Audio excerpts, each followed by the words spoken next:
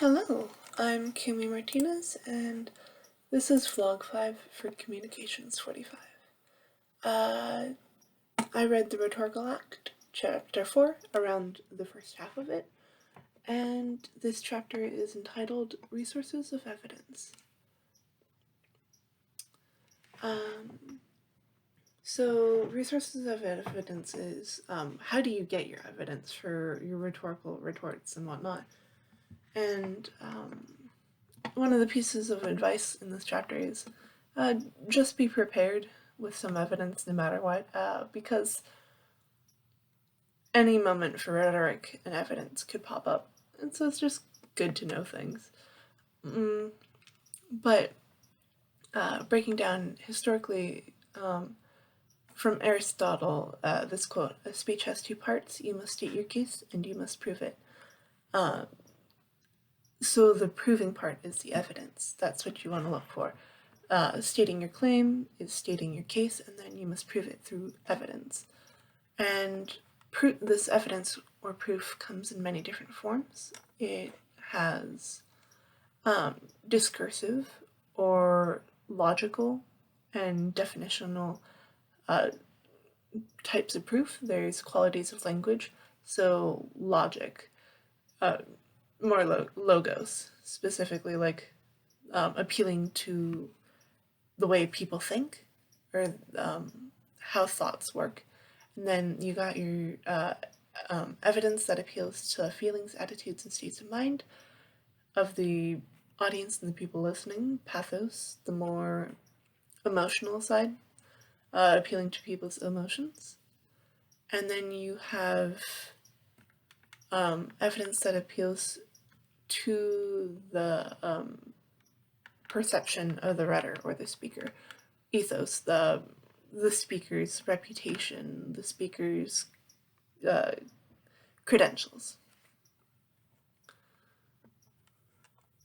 From there, once you have those four types of evidence understood, there you must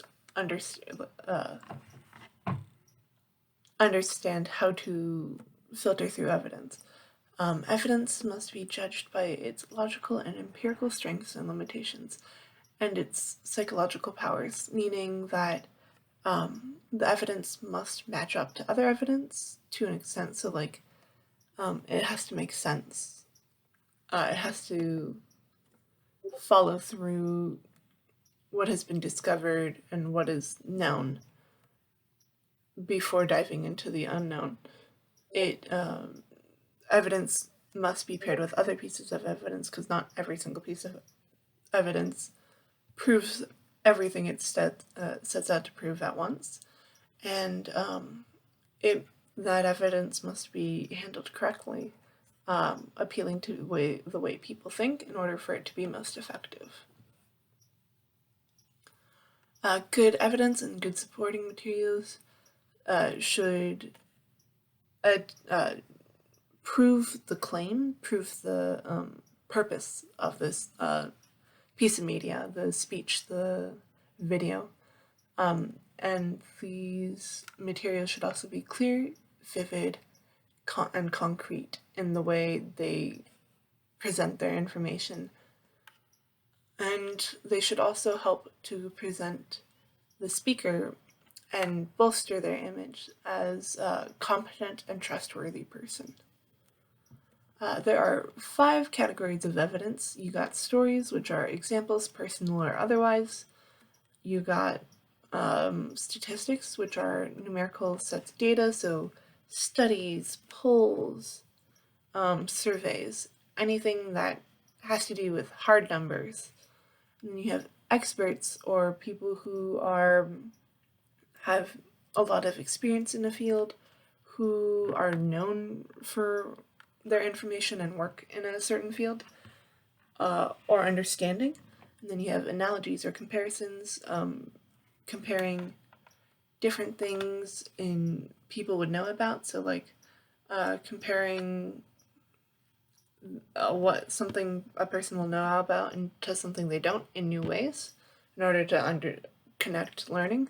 And then visuals, which are visual exactly what it says, visual aids, and as evidence, so like infographics, pictures. But a good thing about these is you never want to just use one, you want to use a combination of them, and they rarely, almost never, show up on their own.